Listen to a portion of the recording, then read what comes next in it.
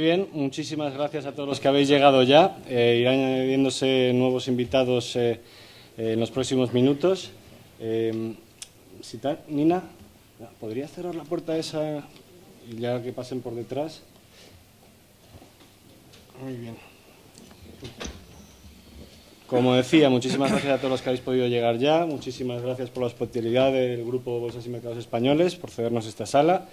Muchísimas gracias a los ponentes que están en esta mesa y que nos van a ilustrar con su experiencia dentro del mundo de la inversión, ¿no? Entonces, ¿qué es lo que queremos hacer en este evento Faraday? Queremos repasar cuáles son las principales vías de salida para nuestros socios, ¿no? Al fin y al cabo, para los inversores profesionales, inversores minoritarios en startups, ¿no? En iniciativas emprendedoras. Básicamente es gente que está tomando participaciones en empresas de reciente creación con alto riesgo y tienen un objetivo, rentabilizar su inversión. Entonces, las tres vías más típicas de rentabilidad, de dar salida a las inversiones realizadas en este mundo, pues son que otros inversores más grandes que tú compren las participaciones que tú has comprado en su momento, que haya empresas industriales muy interesadas en la tecnología o la cartera de clientes de las empresas en las que se ha invertido, o que llegue a un tamaño tal que sea útil o sea conveniente estén llamadas estas empresas a cotizar en mercados bursátiles, ¿no? Alternativos como puede ser el MAB en España, pero también Alternext o Nasdaq en otros países, ¿no?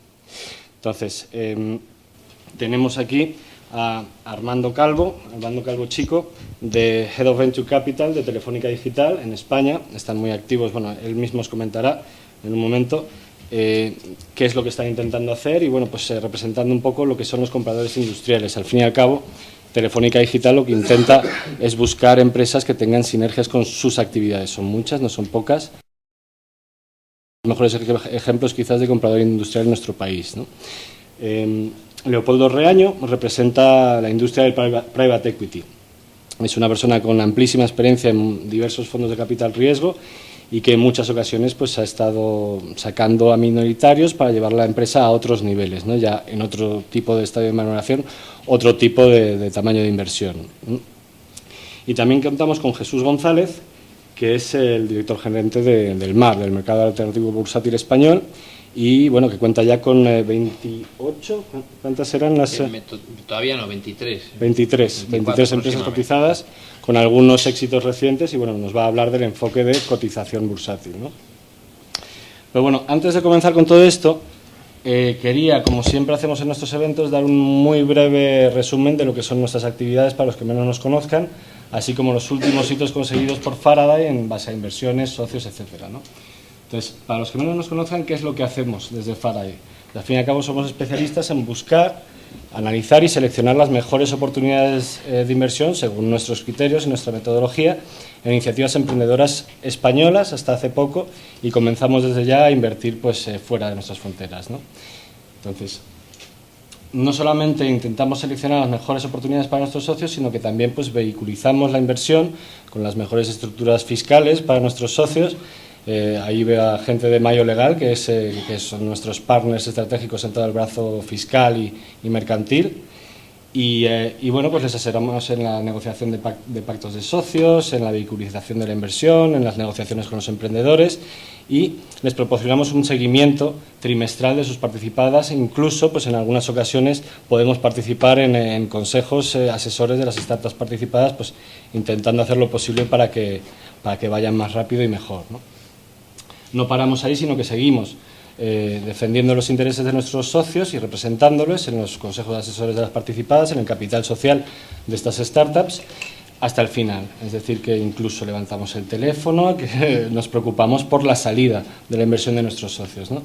Entonces, estamos en todo el ciclo inversor, desde el principio, desde la detección de oportunidades hasta el final, la desinversión de nuestros socios, con, entre otros, estas opciones que vamos a discutir esta noche aquí.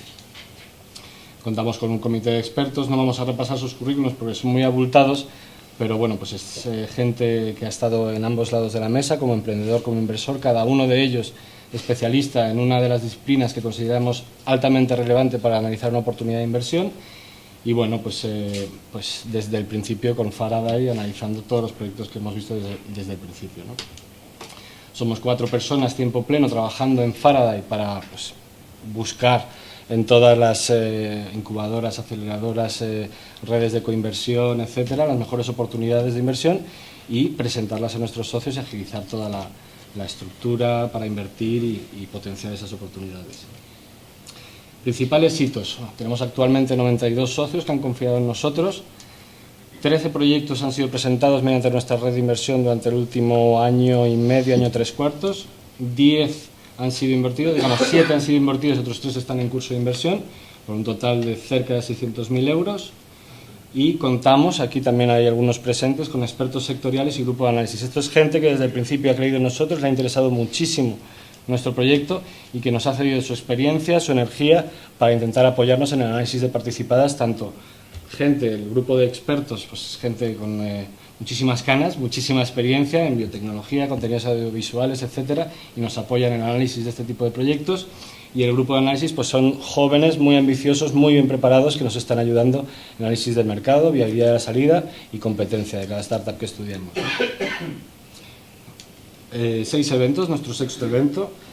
Hasta ahora, salvo que nos mientan en el cóctel porque están muy ricas las cervecitas, hemos tenido muy buen feedback y la verdad es que bueno, pues estamos muy orgullosos del feedback que hemos tenido en cada uno de nuestros eventos, ¿no? En el particular, desde el último evento, incluyendo estos eventos están retransmitidos en streaming y también estarán disponibles en nuestra web a finales de esta semana para aquel que pues, llegue tarde, lo quiera volver a ver o haya visto algo que le interese mucho. Y luego, pues colaboradores, coinversores y amigos, sin los que tampoco seríamos gran cosa. Al fin y al cabo, pues esto es un mundo muy, muy colaborativo, pues los mejores coinversores se unen entre ellos y es un honor realmente pues poder estar trabajando con grandes nombres. No quiero citar a nadie aquí, pero pues sin nuestros colaboradores, sin los coinversores de referencia en España y sin nuestros amigos, muchos de ellos aquí, pues no se podría hacer ecosistema. Así que le agradecemos muchísimo toda la ayuda que nos han brindado desde el primer momento de Faraday, cuando no teníamos ni una inversión hecha, ¿no? Esta es nuestra cartera de participadas. Actualmente las oficiales, las 7 que ya están invertidas, tampoco voy a repasar qué hace cada una de ellas, están todas en nuestra web, pero bueno, pues decir que creemos muchísimo en todas ellas. Hoy por hoy todas crecen, algunas más rápido, otras más lento, pero bueno, pues que tienen todo nuestro apoyo y nuestra fuerza para intentar ayudarles a seguir creciendo cada vez más rápido. Y ya no quería darle demasiado tiempo más a qué hacemos desde Faraday, vamos a entrar inmediatamente en la temática de hoy en día. Entonces, yo creo que vamos a ir hemos permitido hacer preguntas a los ponentes de nuestra mesa redonda de hoy, ¿no? Como siempre lo permitimos en todos los eventos. Y vamos a comenzar por la persona que más preguntas particulares ha recibido, que bueno, Jesús González Nieto Márquez es director gerente del MAP. También ha facilitado algunos resúmenes de la actividad del MAP que están justo fuera, para aquellos que entraron un poco pronto, están disponibles, pero quizá vamos a comenzar directamente por qué es el MAP, ¿vale? ¿Qué es el MAP? ¿Cómo funciona? Y queríamos dar en esta primera ronda de preguntas qué ventajas e inconvenientes tiene respecto a otras vías de financiación para empresas de rápido crecimiento, ¿no? ¿Qué tipo de empresas cotizan ahí? Vale, pues muchas gracias a Faraday, buenas tardes a todos y bienvenidos a esta que es su casa. Bueno, yo creo que el MAP no es más que un mercado junior, por así decirlo, adaptado a empresas más pequeñas, tanto en su regulación como en su funcionamiento. Está gestionado por la bolsa, pero no es exactamente lo mismo que la bolsa, porque ni los inversores deberían tener exactamente la misma mentalidad, ni tampoco las compañías, ¿no? Yo creo que le permite a algunas de las compañías, nos lo subrayan con frecuencia, le permite tener algo muy importante a una compañía pequeña, que es notoriedad, visibilidad. Digamos que las compañías del MAP aparentemente vienen porque necesitan financiación, pero cuando empiezan a entender el mercado, quizás la financiación, por lo menos en el corto plazo, no es lo que más les remunera de estar entre este grupo, ¿no? Son compañías que, como característica,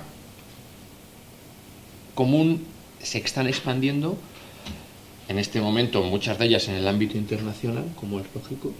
Están invirtiendo también mucho en tecnología y por lo tanto necesitan recursos, pero a la vez que necesitan recursos necesitan un marchamo, una especie de subrayado que les ayuda a darse a conocer, en mercados nuevos. Les ayuda también mucho a que sus proveedores, sus clientes, incluso sus propios profesionales que están en la plantilla tengan un plus adicional de seguridad, ¿no? Por lo tanto, yo creo que la mayor parte de las compañías, insisto, además de financiación, que de facto pues la están obteniendo, no siempre con la coyuntura actual en la intensidad y el tamaño que quisieran, ¿no? Pero en fin, por poner un par de números que en estos papelitos os he situado allí, pues hasta hace poco, ¿no? Hasta agosto del año o hasta septiembre del año en curso, pues se han levantado aproximadamente 146 millones desde el inicio de cotización. Yo diría que la mayor parte en los últimos 3 años han sido no tanto ampliaciones de capital acompañando el inicio, sino también posteriormente, es decir, hay una cierta recurrencia. Yo creo que eso es muy interesante, muy importante. La compañía va generando confianza entre los inversores y los inversores son capaces de ir atendiendo a, por así decirlo, calls, llamadas de financiación sucesivas. Y también, muy importante, y yo creo que ese también efectivamente es el tema de la ponencia de hoy, ¿no? Aporta una liquidez adicional a los accionistas principales, ¿no? Luego, si queréis, insistimos en eso, ¿no? Me atrevería a decir que son fórmulas muy complementarias con otras fórmulas de financiación, ¿no? ¿Qué ventajas tiene con respecto al capital riesgo, con respecto al crédito bancario? Bueno, yo diría que casi nunca hay algo químicamente puro que es mejor o peor, sino que depende mucho de cuál es el momento de la compañía y de la situación, ¿no? Entonces es evidente que es mucho más público, por eso he insistido tanto en el ámbito de la imagen, de la publicidad, ¿no? También es más transparente, pero hay muchas cosas que coinciden. Por ejemplo, exige una profesionalización de la compañía, que yo creo que es bueno per se, pero me parece que eso a lo mejor Leopoldo también lo va a subrayar cuando hablen. La compañía tiene que hacerse mucho más profesional y si no lo es, tiene que buscar esa profesionalidad fuera y subcontratarla o adquirirla. O sea, me atrevería a decir que son bastante complementarios. Por trasladarte algunas de las preguntas de nuestros invitados, ¿qué tipo de costes implica salir a cotizar al MAP y por qué se piensa que no han aprovechado esta plataforma más empresas? Más empresas.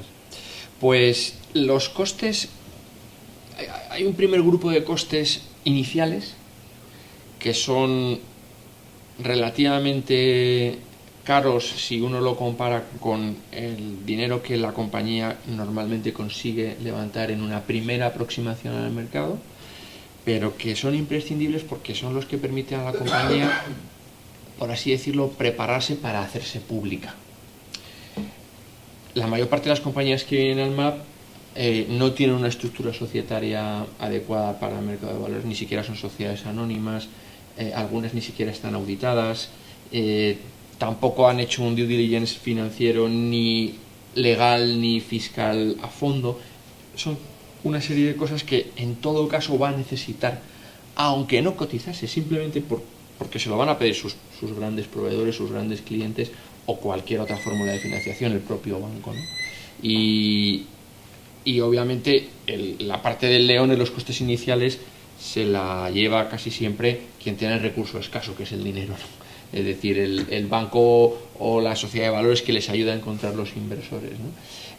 Hay un rango que sitúa en el momento inicial entre el 8 y el 12% los costes de salida. Evidentemente, cuando lo prorrateas entre las sucesivas ampliaciones de capital que os mencionaba, hay empresas en el MAP que en tan solo 4 años han hecho 5 ampliaciones de capital. Cuando uno ya prorratea esos costes, el ratio baja de modo muy significativo, ¿no? ¿Por qué no hay más compañías en el MAP? Pues ya nos gustaría, evidentemente, ¿no? Pues yo creo que porque está siendo más incómodo de lo que habíamos previsto generar demanda. Hay muchas empresas, pero no hay tanta demanda. En el momento inicial también algunas empresas se han acercado al mercado sin entender muy bien qué es lo que el mercado esperaba de ellas, ¿no? Y obviamente ha habido ciertas decepciones. Yo creo que como va a seguir habiendo, o sea, siempre va a haber compañías que se van a equivocar, ¿no? Me refería a que algunas de ellas han puesto el foco en la financiación a corto plazo donde es que no tiene sentido, ¿no? Han intentado, por así decirlo, explicar un gran proyecto sin dejar demasiado claro que lo que de verdad necesitaban era el dinero para terminar el año. Y claro, eso es un problema, porque la gente espera un retorno y tiene una expectativa que no se cumple, ¿no? No es excusa, pero en el mismo periodo otros mercados europeos han tenido, si me apuras, incluso menor número de empresas y eso que tenían un cartel mucho más amplio, ¿no? O al revés, o han recibido un castigo tremendo en cuanto a la salida de compañías cotizadas, ¿no? O sea, AIM, por ejemplo, que siempre se menciona como, no, es que es el mercado grande, donde todo el mundo tiene como referencia y tal. Bueno, pues AIM en el año 2008-2009, cuando arranca el MAP, tenía 2.200 compañías, ahora tiene 1.300, ¿no? Yo creo que es bastante llamativo, ¿no?, que en España, que probablemente es el país de Europa que peor cartel ha tenido durante todos estos años, pues hayan conseguido, fundamentalmente con recursos nacionales, sacar 23 empresas, ¿no? Pero en fin, ya nos gustaría que haya más. Antes de abandonar el MAP, precisamente por ahí va mi última pregunta en esta primera tanda, que es ¿qué otras diferencias significativas ves con respecto a otros mercados alternativos en otros países, aparte del volumen, ¿no? Es porque hay mucho más volumen fuera, quizá. Yo creo que la gran diferencia es los jugadores. Hay más inversores en Gran Bretaña o en Francia, no en el MAP, en todo el mercado de valores, no es una cosa excepcional. Por lo demás, todos nos copiamos mucho a todos, o sea, los modelos son muy similares, ¿no? El Alternex, el AIM, el MAP, el MAT italiano, es que son casi iguales todos, ¿no? Somos muy parecidos, ¿no? Nosotros, como somos de los últimos, pues somos los que más hemos copiado, ¿no? Pero hemos tenido la suerte también de no copiar lo que no ha funcionado, así que yo creo que no es una gran diferencia de modelo, es una diferencia de jugadores. ¿Cómo se percibe en España invertir en empresas muy pequeñas que tienen un riesgo alto en comparación con grandes empresas? Esto sí es una diferencia. ¿Qué incentivos hay, incluso desde el punto de vista público, para invertir en empresas pequeñas que van a ser poco líquidas? Esto también es una gran diferencia, ¿no? En Gran Bretaña y en Francia, por ejemplo, los incentivos fiscales, incluso, para que los inversores pongan su dinero en este tipo de compañías, son abrumadores. En España prácticamente no existen. Hay algunas ayudas de índole local, algún préstamo para cubrir precisamente el esfuerzo inicial de los costes, pero no hay un incentivo fiscal serio. Hay alguna cosa puntual de Madrid para Madrid o Barcelona para Barcelona, o Cataluña para Cataluña, pero no hay un modelo que piense que si queremos que los inversores españoles, pues por ejemplo vuestros socios, ¿no?, realmente pongan dinero en empresas que ya no es el startup inicial del emprendedor que necesita 120.000 euros, sino alguien que necesita 12 millones de euros. Si eso no se concibe, no se entiende bien en el país, vamos a tardar más tiempo en rodarnos y más tiempo en tener el éxito que queremos, ¿no? Muy bien, muchas gracias. Vamos a pasar al mundo del Private Equity, Capital Riesgo, con Leopoldo Reaño, CFA. Y bueno, te voy a pedir que te quites un poquito tu gorra de tu trabajo actual para realmente entrar como experto del sector, no únicamente lo que hacéis, sino lo que es el capital riesgo o private equity quizás. Y bueno, dentro de este enfoque me gustaría que nos explicases, bueno, pues cómo funciona, quizá para los más neófitos, qué es una entidad de private equity capital riesgo y cuáles son sus objetivos. Bueno, eso vamos a pasar después, sobre todo cuáles son los objetivos de la empresa que le pide financiación. Perfecto. La verdad que capital riesgo no es una denominación adecuada. Realmente es capital con riesgo controlado. Yo prefiero hablar de capital privado.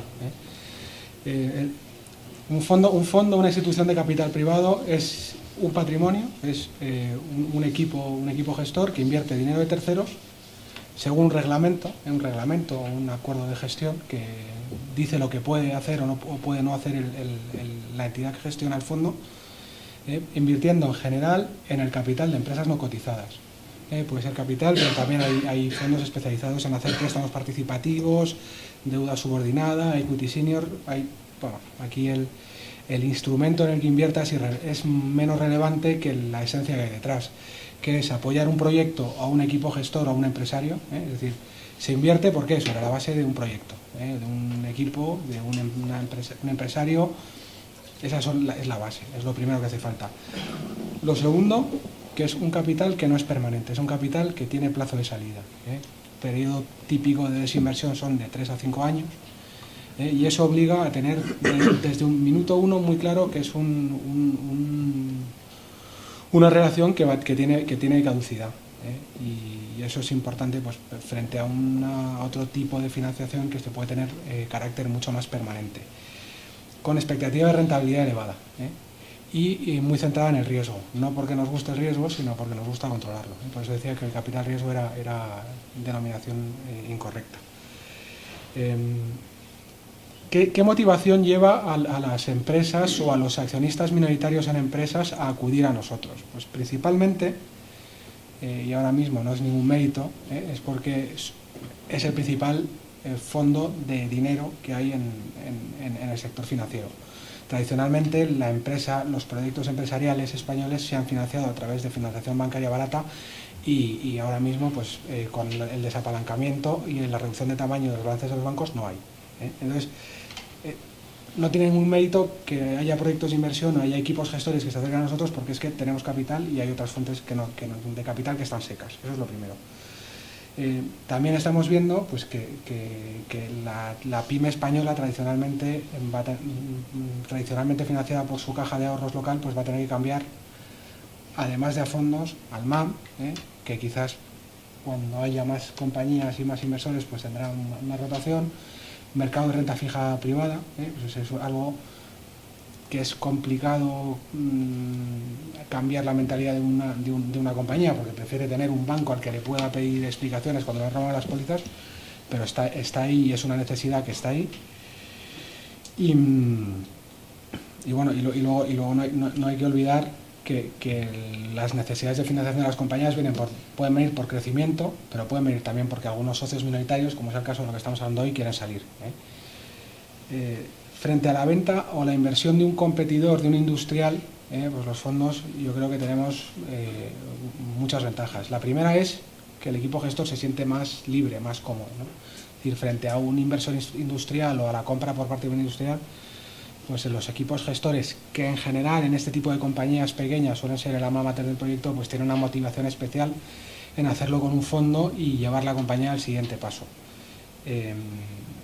También tiene una desventaja y es que tradicionalmente pues, un fondo no va a aportar sinergias más allá de capital. Es decir, no se puede, a la hora de establecer una valoración o un precio, pues no se puede contar con que el comprador va a aportar sinergias porque probablemente al revés, ¿no? Lo que no tengamos sea necesidad de incurrir en más gastos para hacer el seguimiento de la inversión. Eso es la comparación con la venta a un industrial. Luego, como inconvenientes frente a otro tipo de modelos de financiación o de salida de inversores, yo poniéndome en la piel del equipo gestor, pues lo primero es que algo que nos pone muy nerviosos es cuando el equipo gestor es uno de los principales accionistas y quiere hacer liquidez total de su participación. Es algo muy complicado para un fondo. Es difícil convivir en esa situación, al revés, lo que solemos querer es que el equipo gestor se involucre todo lo que pueda y un poco más. Luego, que es un mercado, pues a diferencia del MAP, que es un mercado regulado en el que hay cierta transparencia en cuanto a procesos, plazos y sobre todo si hay inversor o no inversor. Aquí son negociaciones bilaterales muy largas. Jesús hablaba de los costes de transacción. Yo quería apostillar que en el caso del MAP es sobre el capital levantado. Entonces, sobre el valor total de la transacción puede que no sean tan importantes. En una operación de M&A tradicional, los costes en porcentaje son más bajos, pero lo que se tiene en cuenta es el global de la transacción. Eso por un lado. Por otro lado, se puede tardar entre 6, 18, 24 meses en llevar a cabo una operación de estas características, en la que el equipo gestor está muy involucrado y tiene que seguir gestionando la compañía. Y además, una de las cosas que miramos más los fondos durante el due diligence es cómo se está comportando la compañía durante las negociaciones. No hay nada peor a la hora de negociar con un fondo que trimestre tras trimestre o mes cada mes la divergencia entre el presupuesto y el real se vaya agrandando, ¿no? Pues eso, con el equipo gestor enfocado en negociar la mejor operación posible para la compañía o para sus socios, pues es un problema. Luego, que somos inversores, a medida que va avanzando en la vida del ciclo vital de la compañía, cada vez somos animales más grandes y menos especializados sectorialmente. Y mucho más centrados en los básicos financieros, ¿no? Pues la generación de caja. Nos vamos a centrar en la generación de caja, nos vamos a centrar en el grado de cumplimiento del plan de negocio en el pasado. Vamos a buscar de dónde va a venir el crecimiento. Un análisis mucho menos micro, quizás que en las primeras rondas, y también mucho más racional.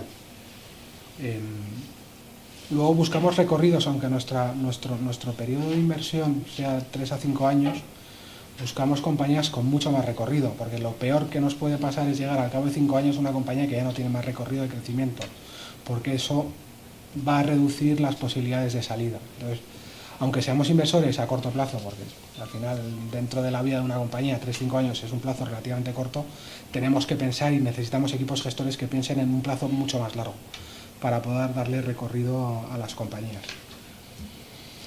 Y yo creo que... Antes de que pares, o sea, una ventaja que yo no he visto que hayas comentado y que, bueno, pues que en estos estadios iniciales sí que se suele oír mucho por parte de las compañías, dice, bueno, yo quiero que me invierta tal fondo, tal persona, para que me ayude, ¿no? Porque sé que están muy conectados en este sector. Hablemos de fondos sectoriales, quizás, que quizá, como tú dices, según se va agrandando en el ciclo de la vida de la empresa, pues hay más desespecialización, con lo cual ese aspecto es menos importante. Pero aún recibís a gente que dice, no, yo quiero que me invirtáis vosotros porque sé que habéis hecho 3-4 inversiones en el sector que han ido muy bien, creo que deberéis de tener contactos que me pueden abrir puertas, o ese aspecto no lo ves tú tan relevante para la fase en la que estás. Yo creo que aquí era un punto que quería comentar, es que lo que puedo decir a los equipos gestores o a los que buscan una relación con un fondo es que tienen que analizar bien y hacer su due diligence de con quién van a empezar a negociar. Efectivamente, cuanto mayor es el fondo, pues mayor es la compañía, pues más generalista probablemente sea el fondo que vaya a ver la inversión, pero sí que es verdad que es muy importante, o sea, la aportación que hacemos a las compañías es menos personalista quizás que lo que comentaba Gonzalo, y más institucional. Es decir, al final, en una operación, en una inversión pequeña, en una situación más cercana a la startup, la persona es muy importante, quién va a invertir es muy importante, que pueda aportar. Pasamos a un mundo mucho más institucional. Y aquí la pregunta es, si voy a crecer a ambos lados del Atlántico, por ejemplo, ¿este socio tiene capacidad de apoyarme real o no? Si es un proyecto que implica, por ejemplo, mucho crecimiento y crecimiento por adquisiciones, ¿es un fondo que tiene capacidad de aportarme capital con posterioridad a la inversión inicial o no? ¿Es un fondo que va a poder dedicar recursos a la inversión o no? ¿Soy una inversión importante para este fondo? Todo eso forma parte del due diligence que tiene que ser, o sea, al final el due diligence tiene que ser mutuo, porque los proyectos empresariales de este tipo son proyectos que están muy basados en personas. Y eso te lleva a que tener un acuerdo y a entender a la persona que tienes enfrente es muy importante. Pero o sea, quizás nuestra mayor capacidad de aportar, yo tampoco quería repetir un poco lo que ha dicho Jesús, sobre todo en compañías que están en fase de transformación, de compañía pues de familiar a institucional, de compañía de friends and family a compañía más institucionalizada es obviamente la profesionalización en la gestión. Tampoco es que tengamos un conocimiento perfecto de lo que hace falta, pero sí que es verdad que el ver muchas compañías, muchos procesos, pues permite aglutinar y aportar un know-how que de forma individual es mucho más complicado. Muy bien, pues vamos a pasar ahora a los comentarios de Armando, el comprador industrial. Se pone, bueno, es su gorra, ¿no? Al fin y al cabo, Head of Venture Capital de Telefónica Digital en España. Y yo quería que nos comentases un poco la perspectiva ahora de la empresa, no del inversor, no del comprador, adquirente, ya puede ser parcial o total, pero sobre todo la empresa, la que se acerca a vosotros. ¿Qué busca, no? ¿Qué busca? Busca el apoyo de alguien que puede tener una red de distribución montada, busca la venta y salir de la compañía. ¿Qué es lo que busca cuando os contacta un posible vendedor?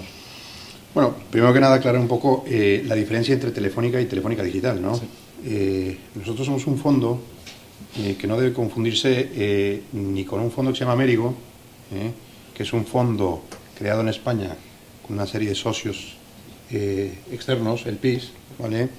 Que se maneja independientemente al fondo de Venture Capital de Telefónica.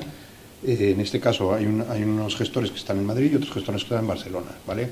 Telefónica puso algo de dinero con esto y por lo tanto están invirtiendo, ¿vale? Luego por el otro lado está como si fuese totalmente independiente, es un fondo totalmente independiente y busca empresas ajenas a Telefónica, ¿vale? Cualquier empresa, ¿vale? Por otro lado tenemos una incubadora que se llama Guaira, mucha gente también, por eso aclaro, que está impulsando pequeños proyectos, ni siquiera empresas, son proyectos de empresas, ¿vale? Financiándolos con 50, 60 mil euros, un espacio donde trabajar, una incubadora que está en Gran Vía, de hecho en el edificio de Telefónica, en el caso de Madrid, evidentemente en Barcelona está en el edificio de Barcelona y tenemos otros, me parece que hay 15 Guairas alrededor del mundo, ¿vale? Y que efectivamente llegan hasta la fase donde la empresa tenga que salir caminando por sí sola, la mayoría de las veces sin ingresos, ¿vale? Y efectivamente buscan ya un capital,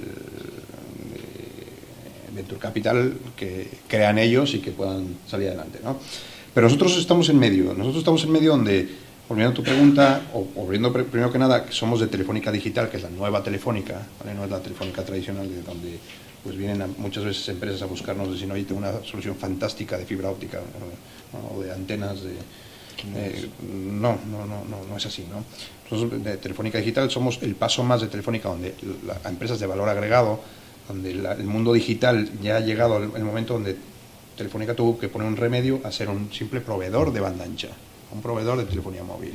Vamos a tener que dar el paso a dar servicios de valor agregado y por lo tanto generar este valor de estos nuevos servicios a la antigua Telefónica, ¿vale? Bueno, dicho esto, entonces, ¿qué empresas nos vienen a buscar? Pues viene de todo. Entonces, ¿con qué motivos? O sea, los emprendedores y empresas más grandes vienen a buscar, sobre todo, el potencial que tiene Telefónica para generarles valor. Es decir, no hace falta mucha labor de investigación, simplemente con una memoria anual de Telefónica te das cuenta que tiene 24 países, por toda Latinoamérica, 300 millones de clientes, y unas líneas de negocio muy atractivas. Entonces, es decir, si buscan más que nada una inversión por parte de Telefónica, más que el dinero o más que los fondos que pueda proporcionar mi fondo de Venture Capital, buscan que sean Telefónica quien participe en su equity para que Telefónica los lleve, o esta empresa lleve a Telefónica, ¿no? Depende, a footprints donde o no estamos, o bien a toda Latinoamérica, toda Europa, y con los partners de Telefónica que pueden ser aliados, como es el caso de Tisalat, Wix en Francia, en Sunrise en Suiza, pues también estamos ofreciendo que estas empresas puedan participar con estas operadoras, ¿no? Yo, un inciso, por curiosidad, ¿realmente la mayoría de las empresas que te contactan vienen con ese motivo de buscar un socio estratégico que les ayude a crecer, o vienen por la parte de la venta de su empresa total? Normalmente vienen con esto. Socio estratégico. Sí, un socio estratégico, ¿vale? Luego, puede ser una participación pequeña, puede ser que se acerquen y quieran un M&A, es decir, oye, le vendo a la empresa Telefónica, o simplemente sí que efectivamente necesito el dinero, pero bueno, aprovecho las dos cosas, la coyuntura, ¿no? Vale. Bueno, ahora hemos mirado un poquito lo que eran las estrategias de las compañías, ¿no? Porque se acercan a distintos tipos de inversores, porque pienso que hay que entender los dos lados de la mesa pues para construir sobre esto, ¿no? Entonces, ahora lo hemos comentado en alguna ocasión antes, pero el inversor del MAP, ¿no? ¿Cuáles son sus objetivos? ¿Qué es lo que busca? Dentro de esto, había una pregunta de uno de nuestros socios que no está del todo dentro de esto, pero me gustaría trasladarte que si son de esperar las salidas a bolsa de las SOCIMIS, ¿vale? De aquí a final de año, ¿no? Que es otro nuevo activo que se podría ligar al MAP. Pero sobre todo eso, el inversor del MAP, ¿qué tipo de inversor es? ¿Institucional, privado? ¿Qué busca? Bueno, el inversor en el MAP casi que se está creando, porque en España no hay prácticamente ningún fondo dedicado específicamente a invertir en lo que nosotros en nuestra jerga llamamos microcaps, ¿no? O sea, compañías que tienen un valor de mercado inferior a 50, 100 millones de euros. Nadie se dedica a eso. Hay algunos fondos de small and mid caps que son pues compañías que valen menos de 500, menos de 750 y en ese rango también caben compañías muy pequeñas, ¿no? Que igual valen 20 o 25, ¿no? Por lo tanto, insisto, casi se está creando.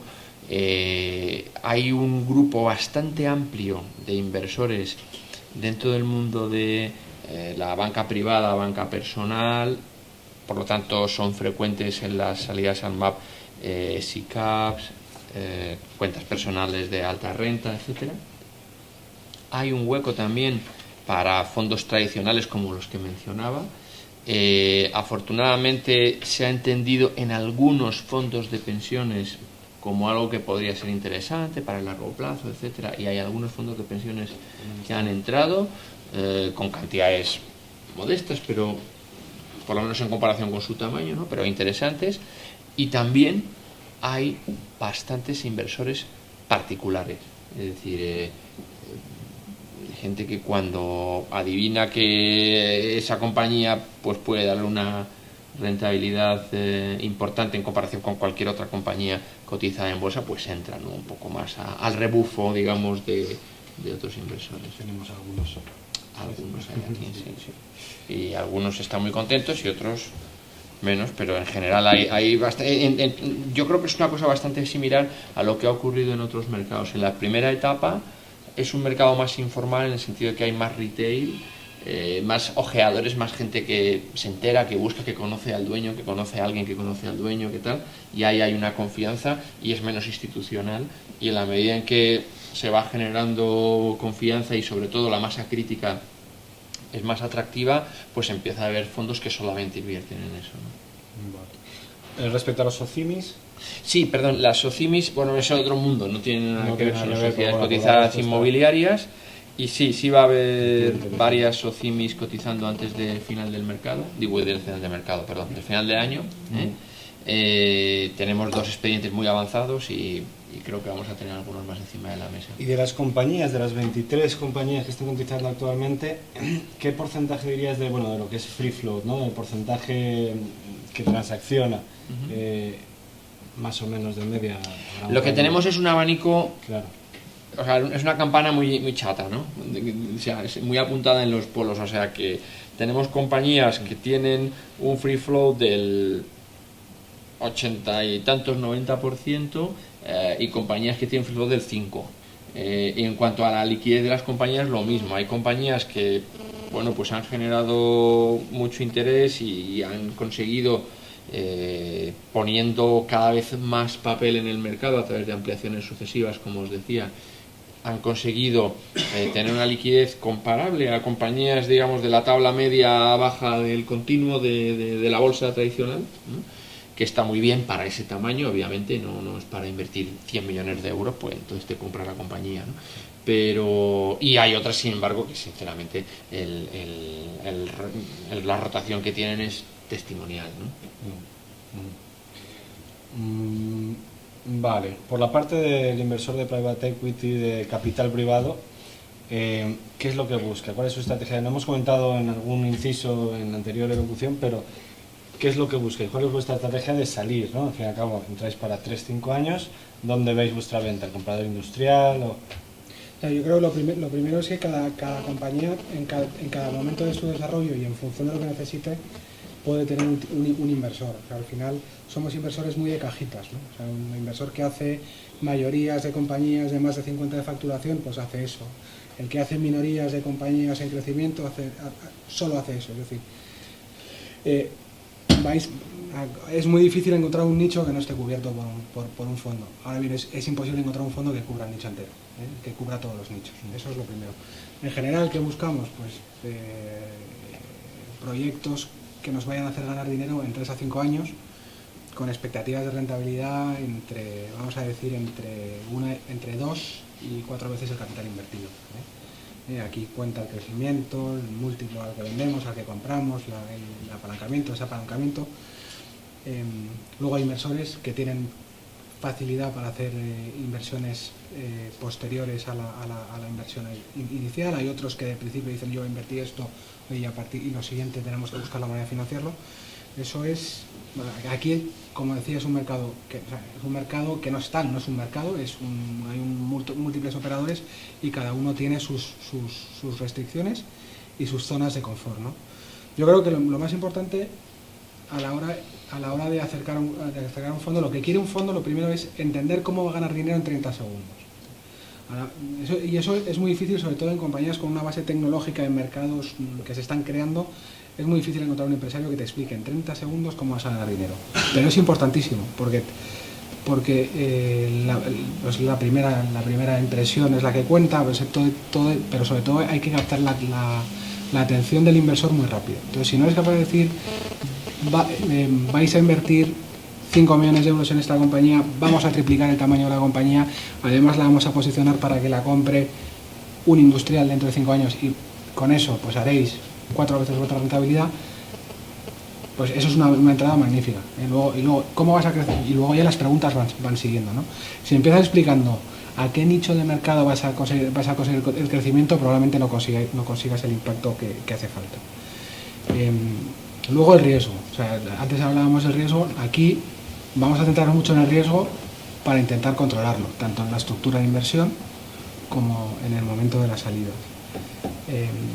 La salida, pues las típicas, salida a bolsa, sea mercado continuo o MAP. Todavía creo que no ha habido ninguna salida en MAP de compañía de capital riesgo, pero estoy seguro de que la habrá pronto. Sí, ha habido 2 compañías MAP que estaban participadas por capital riesgo y se han puesto en el mercado. Una se llama Suavitas, una compañía de capital riesgo valenciana, y otra tenía bueno, sigue teniendo, yo creo que todavía una parte, ¿no? Capital riesgo, pero minoritario dentro, que es Imaginario, ¿no? Sí, pero no, en ninguna de las dos han vendido el fondo, si no recuerdo mal, o totalmente. Exacto, ha vendido solo parte, o sea, no ha conseguido decir, no, yo me salgo y al salir, no, todavía no. Pero yo creo que es un instrumento muy interesante, y el tener la posibilidad de salir al MAP con unos requerimientos de información menores que en una salida a bolsa, yo creo que a plazo será una vía de salida muy atractiva. Y luego la venta industrial, y luego el ciclo no es extrañar que una compañía pase de un fondo a otro. Cada fondo tiene, como decíamos, su estrategia de inversión y bueno, nosotros en el pasado en Gala Capital pues invertimos en una compañía que se llama Jimmy Choo, que era el tercer fondo, digamos el tercer fondo, y la venta lógica hubiese sido un cuarto fondo, aunque apareció un industrial y la adquirió. Esas son las 3 vías típicas. Como comentaba antes, es importante que en el momento de la salida haya un recorrido claro, porque si no, probablemente la única vía de salida posible sea la venta a un industrial que quiera ganar cuota de mercado. Y eso al final, cuanto menor demanda hay, menor capacidad de optimizar valoración. Luego que también, o sea, ya por las cosas que buscamos equipos gestores comprometidos. Como decía antes, el cash out importante de un equipo gestor en una transacción nos suele incomodar, sobre todo cuanto más pequeña es la compañía, más dependiente es de su gestor, También cuanto más ligero en activos sea el negocio, pues más vinculado a sus ejecutivos está, y eso nos suele poner nerviosos. Pero no es el único factor de alineación, hay que alinear, hay que dar planes de opciones a aquellos gestores que no son accionistas para que estén alineados con la rentabilidad del fondo. Tenemos un abanico de posibilidades para alinear el equipo gestor, que al final es en lo que inviertes. Al final puedes hacer due diligence de mercado, financiero, legal, pero al final acabas invirtiendo, independientemente del tamaño que tenga la compañía, acabas invirtiendo de alguna manera en personas.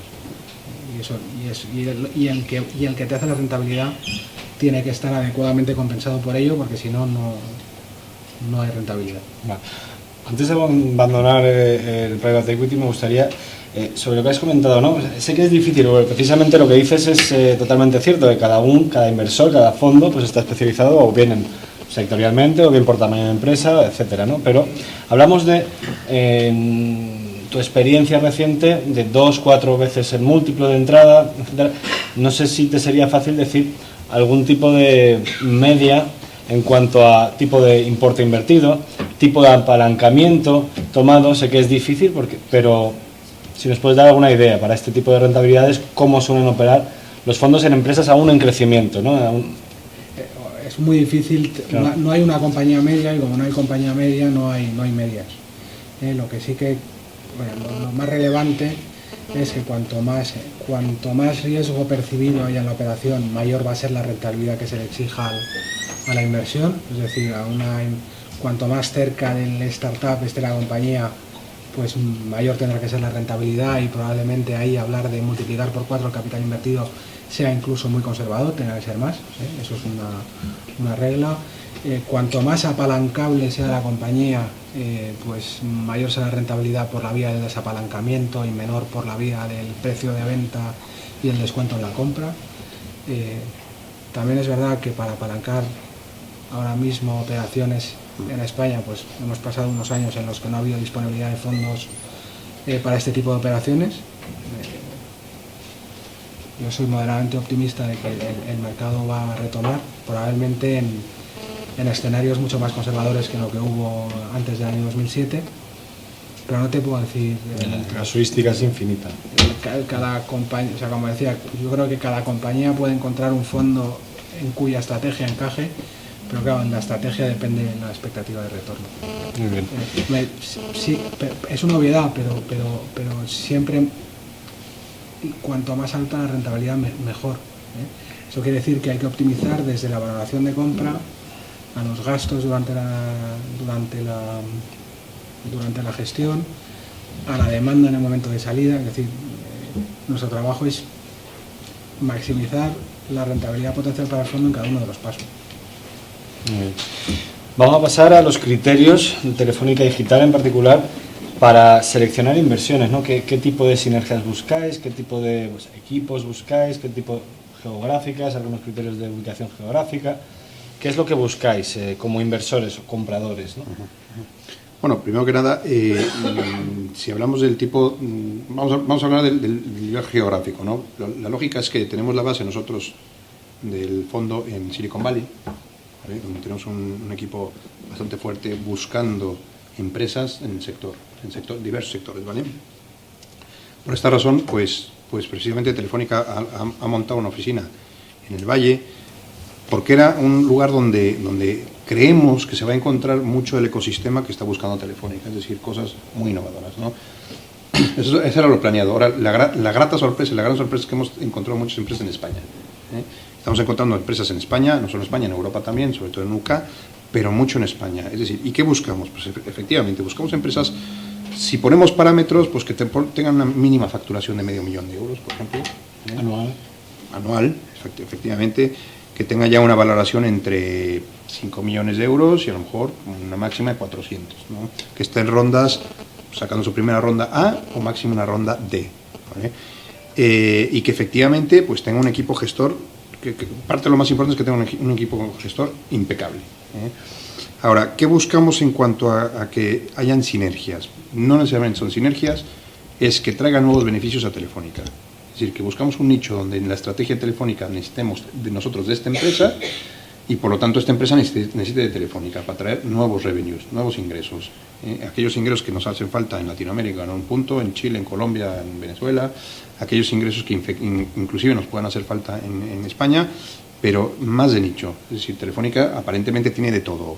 Pues no, hay pequeños agujeros donde hay empresas pequeñas que puedan llenar ese agujero y que efectivamente luego poco a poco el agujero va creciendo para traer nuevos ingresos, ¿no? Sinergias igualmente, que ahorre costes a Telefónica, que estas nuevas empresas representan un ahorro del 30-40% para una aplicación en Telefónica, ¿vale?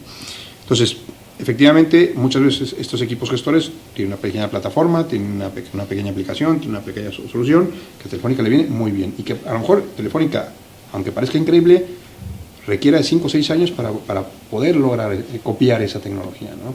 Entonces, si esa tecnología está hecha, está lista y estos emprendedores están buscando una fuente de financiación y de manera que Telefónica trabaje con ellos, pues esa es la manera que buscamos las empresas, ¿no? Efectivamente, también, bueno, cabe mencionar que tenemos una oficina en Israel también, tenemos una en Londres. Nos hace falta expandir nuestras oficinas, sobre todo de Venture Capital para Latinoamérica, que es algo que queremos hacer para los próximos 5 años, pero sobre todo pues estamos dándole mucha importancia al mercado nacional, ¿no? a España.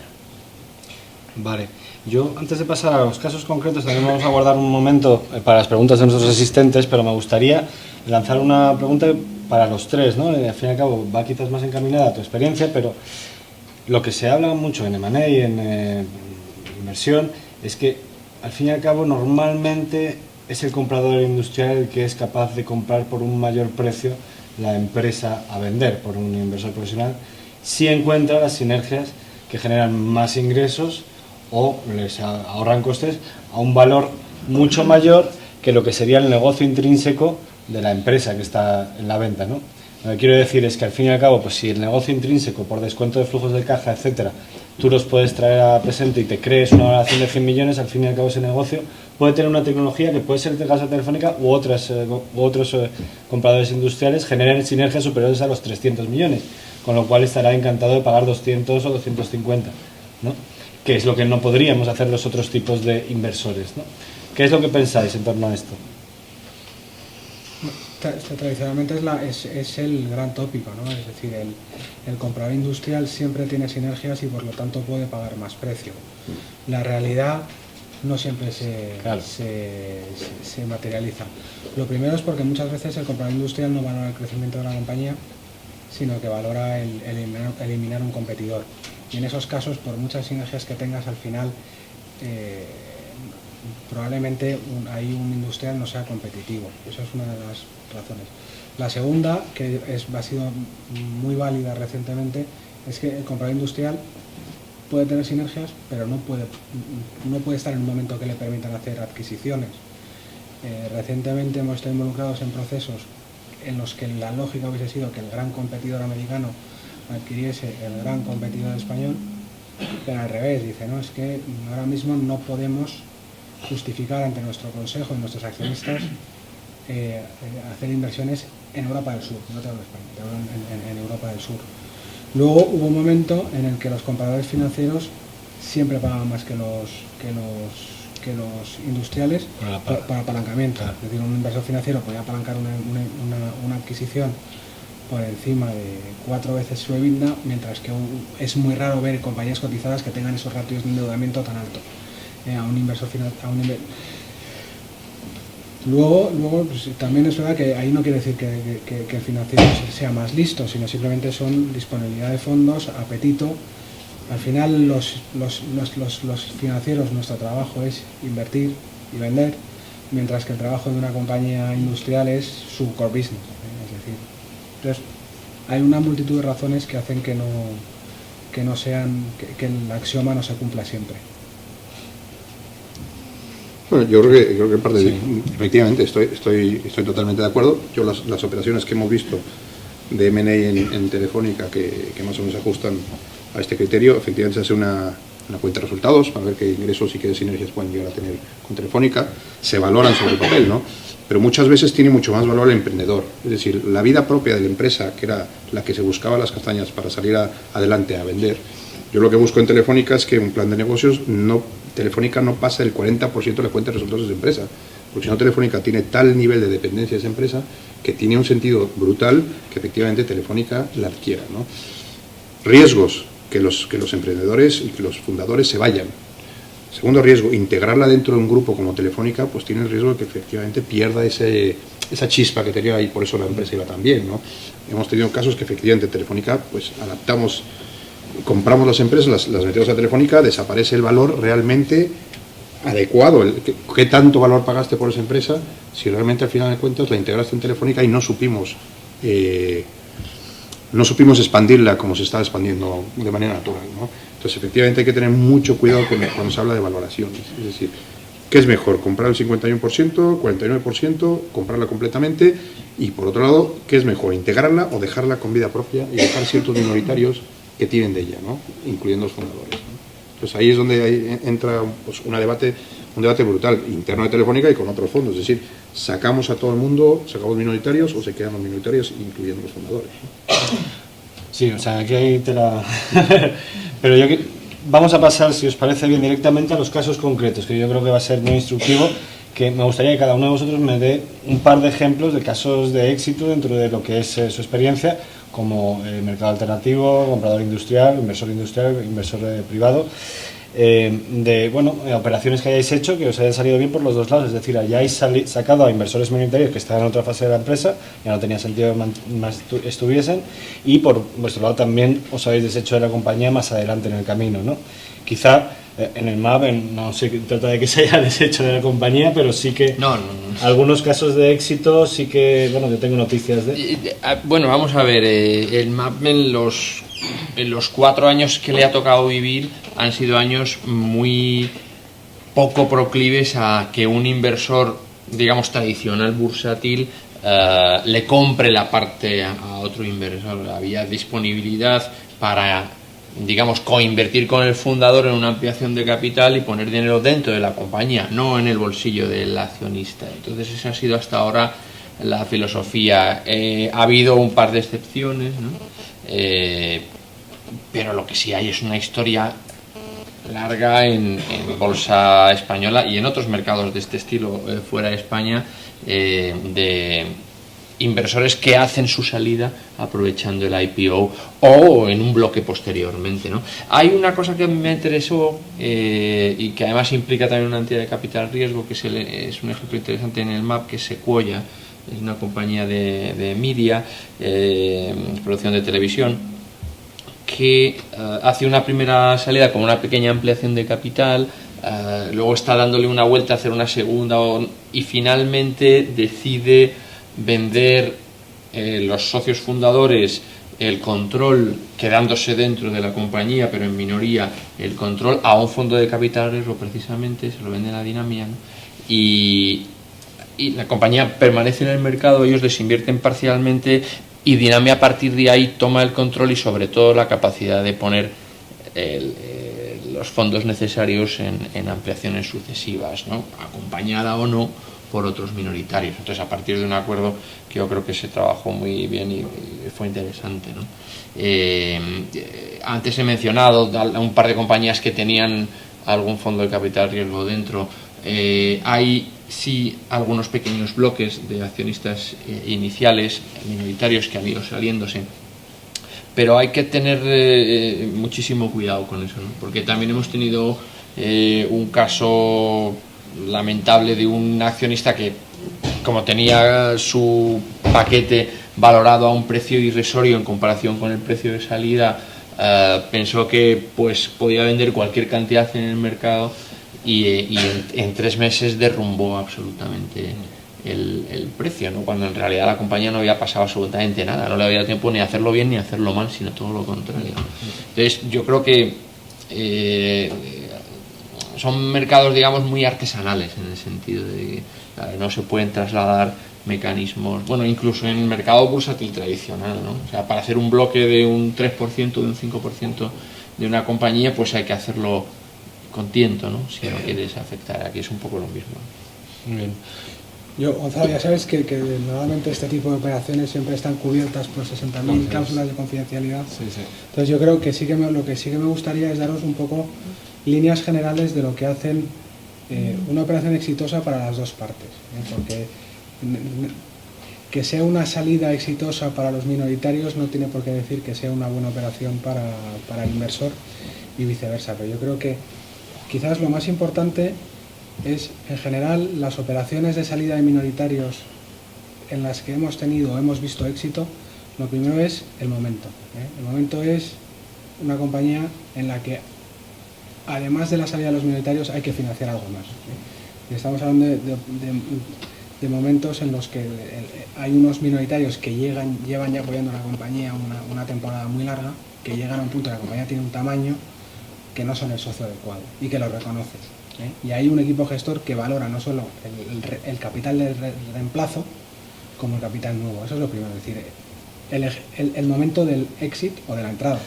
Por ponerlo en otras palabras, para asegurarme que básicamente una compañía que en ese momento esté buscando un par de millones de euros, resulta que le salen novias por en torno a 5, y eso permite dar salida, además de recabar esos 2 millones de euros para sus operaciones actuales, dar salida a otros minoritarios que estaban ahí desde hace 4, 5, 6 años. Sí, o tú piensas que a lo mejor una compañía que es financiada con muy poco dinero llega un momento en el que tiene oportunidades de inversión por un importe muy importante, que los socios actuales no pueden acudir a la ampliación de capital, que además que ya han cumplido su ciclo y que son conscientes de que el que va a venir detrás también va a ganar dinero. Esa es la segunda, es decir, el intentar no rebañar el último duro. Es decir, el momento del éxito es muy importante. El momento del éxito, sobre todo dentro del ciclo vital de la compañía. Luego, pues alinear el equipo gestor e inversor. Al final, de los fracasos más grandes se dan cuando el equipo gestor pues pierde incentivos, que puede ser monetario, es decir, un equipo gestor que recibe mucho dinero en la venta, pues porque es condición sine qua non, y en ese momento pues parece que la compañía, en el due diligence no queda claro que la compañía depende mucho del equipo. Eso pues hay veces que ocurre, pues al final parece que es un mercado mucho más institucional y es muy personalista, pues ahí tienes un problema, porque el hambre que tiene el equipo gestor, es decir, el mantener el equipo gestor alineado es muy importante. Yo creo que también hay historias de operaciones que no se hacen porque el fondo intenta rebañar demasiado al equipo gestor que se queda, que tiene toda su vida invertida ahí, y al final llevarles más allá de lo que puedan aceptar. Precio, valoración, yo creo que es el eterno debate, y ahí yo creo que hay que quemar el Excel. Desde el punto de vista del vendedor hay que quemar el Excel. No hay peor operación que la que no haces. Desde un punto de vista como vendedor, y como comprador muchas veces dices, no hay peor operación que la que he hecho a mal precio.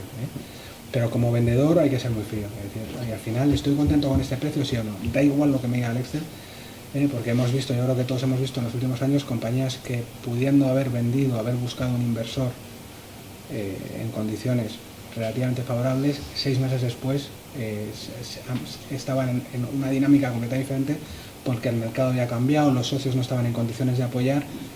Pues ahí hay que tener, en ciertos casos hay que ser muy frío, y el modelo te dice una valoración, pero el precio te lo dice el mercado. Y si tienes un asesor que ha hablado con todos los inversores posibles y el mejor te está diciendo que es 20% menos que el modelo, pues chico, ese será el precio, ¿no?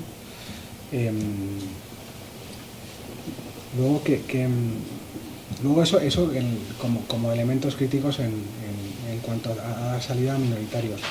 Desde un punto de vista del equipo gestor, yo creo que el due diligence del fondo que va a invertir es muy importante.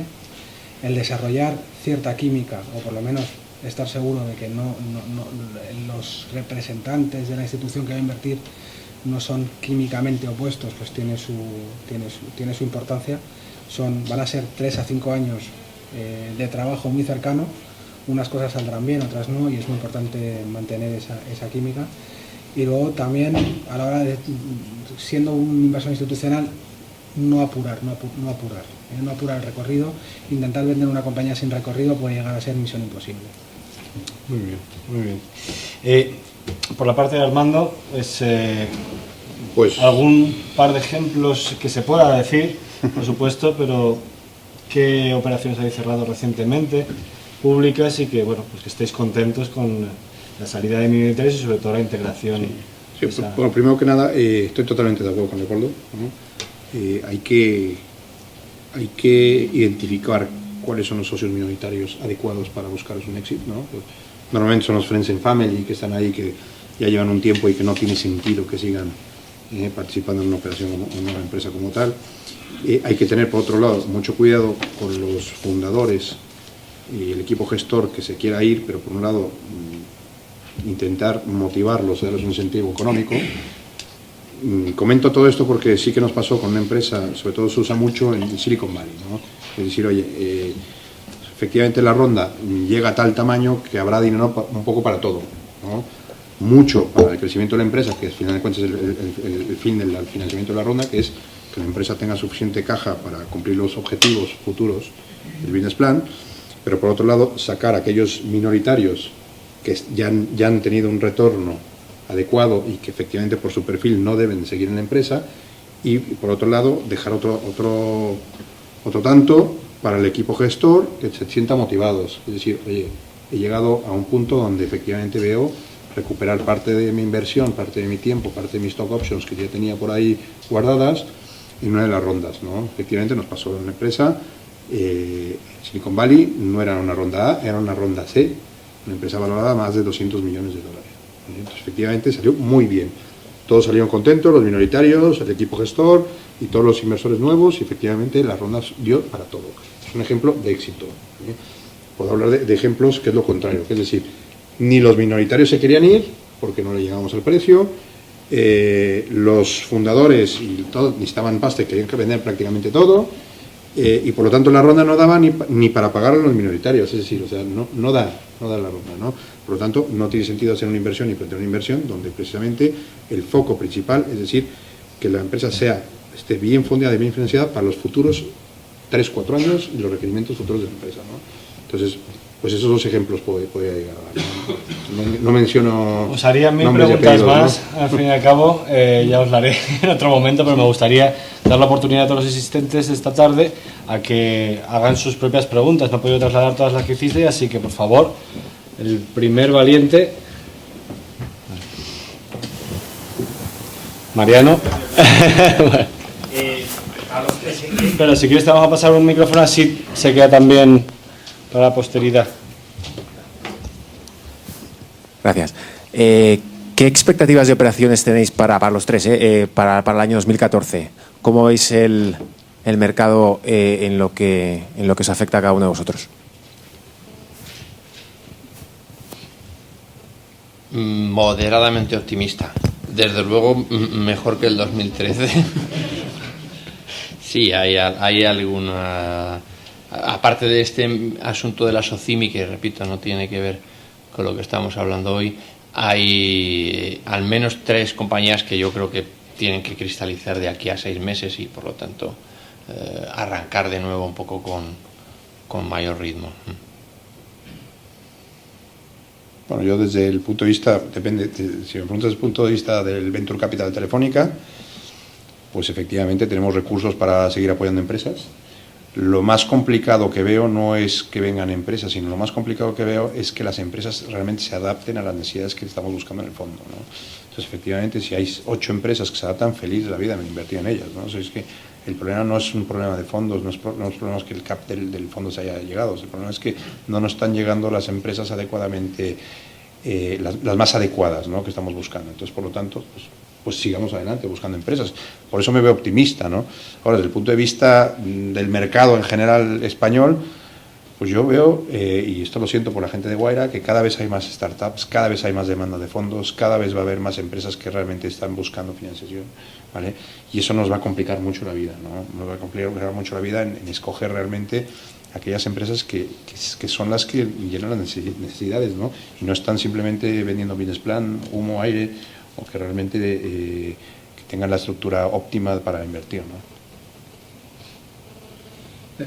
Yo creo que, o sea, poniendo en perspectiva, nosotros estábamos haciendo esta mañana memoria en la oficina porque hace un año más o menos firmamos la primera inversión que hicimos en España con H&G desde que abrimos la oficina en febrero de 2012 y la verdad que hace un año el debate era si España iba a estar en el euro o no, si España si se iba a intervenir o no, y con esa perspectiva somos moderadamente y un poquito más que moderadamente optimistas.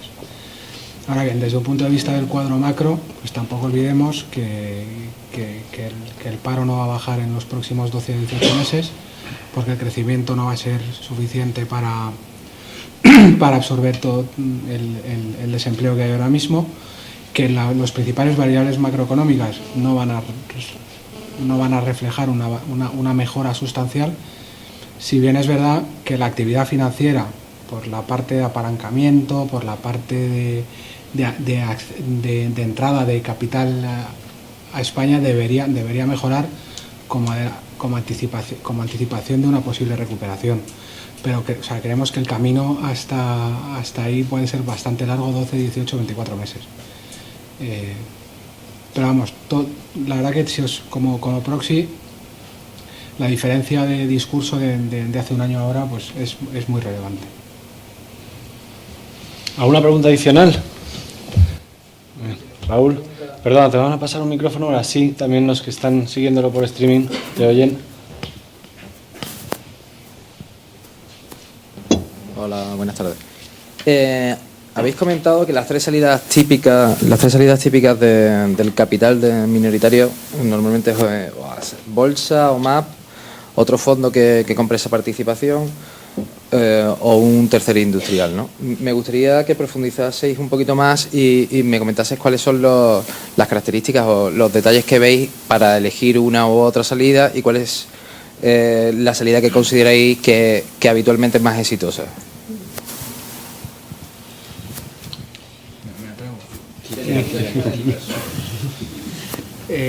Bueno, lo primero, no hay recetas mágicas, ni hay la compañía estándar ni hay el equipo gestor estándar. Yo creo que a la hora de plantear un proceso de desinversión de unos socios minoritarios, lo primero es cuánto dinero necesitamos y para qué. ¿La compañía necesita dinero para crecer o la compañía tiene crecimiento financiado y entonces esto es un puro capital de reemplazo o no? Eso te define el tipo de inversión y el tipo de proceso. Lo segundo es qué rol quiere jugar el equipo gestor y qué capacidad tiene de influir en el proceso. En general, un equipo gestor va a preferir una opción que no implique la venta a un industrial, porque las famosas sinergias, normalmente las primeras y sobre las que se hacen las transacciones son las de costes, y que pasan por, no tiene sentido tener dos equipos gestores, entonces un equipo gestor, dependiendo de la capacidad que tenga de influencia en el proceso, va a preferir una salida a bolsa, un fondo,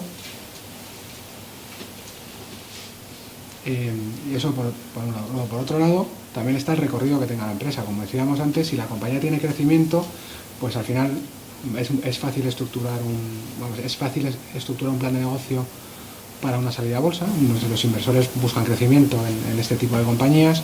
Para que un fondo apoye también es muy positivo. Ahora bien, si el crecimiento está agotado, pues ahí probablemente haya que ir a un industrial. Y luego tradicionalmente había otra forma que no hemos mencionado por inexistente, que es la recompra de las acciones por la propia compañía. Tradicionalmente era una de las fórmulas, sobre todo en inversiones minoritarias, había veces que incluso se hacía con un put directamente del inversor frente a la compañía. Ahora mismo con ir a pedirle dinero al banco para recomprar a los accionistas minoritarios pues es bastante poco habitual por la baja probabilidad de éxito, o nula más bien. Pero al final no hay la salida mágica, no hay el inversor que pague más.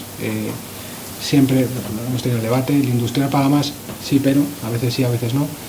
Y luego yo creo que ahí lo más importante es el equipo gestor. O sea, dentro de todo, si el equipo gestor tiene un plan de crecimiento y los accionistas minoritarios están dispuestos a jugarse un poco de precio o una parte del precio a que el equipo gestor siga teniendo un recorrido, yo creo que es al final lo que te define es el equipo. Porque es una pregunta que se puede profundizar enormemente, ¿no? Y de todas maneras ahora tendremos ocasión de discutir un poquito lo que nos ha gustado en el cóctel, pero antes de pasar al cóctel me gustaría dar paso a una última pregunta en su caso, por alguno de los asistentes, tercer y último valiente, por ahí, una valiente. Liz.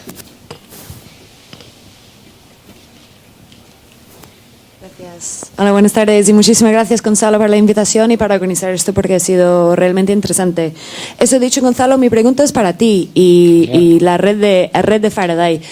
Todo esto ido, ¿no es más factible? No sé qué es la estrategia de Faraday, pero es mi pregunta. ¿Es tener un retorno parecido a un fondo de venture capital? ¿Un por 10, por 8, por 20 podría ser de las inversiones con una salida de la venta de la empresa, por ejemplo? Y si es así, no sé si es más factible para tener un retorno por el rango de inversionistas que tenéis, tener dividendos y simplemente tener un retorno por las transacciones de la empresa, por salir en el mercado y crecer un mercado a nivel internacional es más factible que realmente venderse a una de esas vías, por ejemplo, en España. Sí. Pues muchas gracias, Liz, por permitirme cerrar con una pregunta dirigida a la estrategia de Faraday. Nuestra estrategia implica rentabilidades muy abultadas, ¿no? O sea, un altísimo riesgo, más riesgo que en cualquier otro de los segmentos de inversión, es el segmento con más riesgo, por lo cual tenemos que elegir compañías muy innovadoras, muy fuertes. De nuevo, el equipo gestor yo creo que es crucial en todos los niveles de la etapa de una empresa, pero claro, sí, buscamos rentabilidades por encima del 10, por encima del 20, ¿no? Una cosa es buscarlas, otra cosa obtenerlas. El riesgo lo que significa es que muchas de estas se quedarán por el camino, muchas más que en otros segmentos de la inversión, ¿no? Entonces, nuestra estrategia es esa. ¿Qué es lo que miramos para decidir si una compañía es buena o no? Pues que tenga cierta viabilidad de la salida, ¿no? Aquí pues hay gente que nos ayuda en este tema, lo vemos crucial a la hora de estudiar una empresa e intentamos identificar aquellos compradores, tanto industriales, fondos especialistas, etcétera, o otros casos de éxito en empresas que en su caso hayan salido a bolsas, mercados alternativos en otros países, para ver qué abanico de posibilidades tendríamos en la venta potencial de esta empresa. Por supuesto, la venta no te la garantiza nadie, y menos cuando hablamos de 3, 5 o más años vista, ¿no? Pero bueno, pues una empresa realmente buena, cuyo valor no es únicamente la tecnología, sino también su propio negocio, también sería capaz de distribuir dividendos, y tampoco somos forofos del riesgo, aunque estamos en el segmento de mayor riesgo. Entonces buscamos compañías que mezclen ambos factores, ¿no? Tanto una tecnología potente que tanto le ayuda a escalar como dé valor en cuanto a sinergias con compradores industriales, como un negocio muy bien montado con una propuesta comercial muy definida y con un equipo de gestor muy fuerte que de por sí pueda ser una empresa muy rentable, ¿no? Vía dividendos, beneficio neto, etcétera, ¿no? Así que pues gracias de nuevo, y ahora nos gustaría invitaros a primero pedir un aplauso a esta gente que está muy ocupada. Muchísimas gracias.